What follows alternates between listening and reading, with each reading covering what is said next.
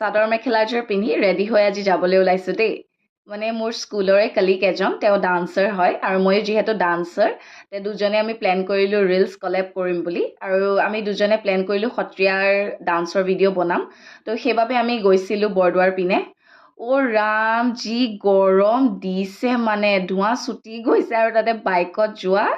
উফ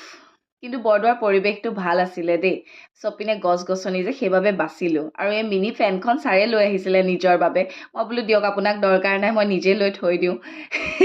সেই heroine type feel লৈ আছোঁ আৰু ফেন লগাই পেলাই তাৰপিছত কেমেৰা দাদা দুজন আহিলে আমি আমাৰ ডান্সৰ ভিডিঅ' ষ্টাৰ্ট কৰিলোঁ মানে শ্বুট কৰিবলৈ টেক 1 টেক 2 তেনেকৈ গৈ ৰাতিয়ে হ'লগৈ পাই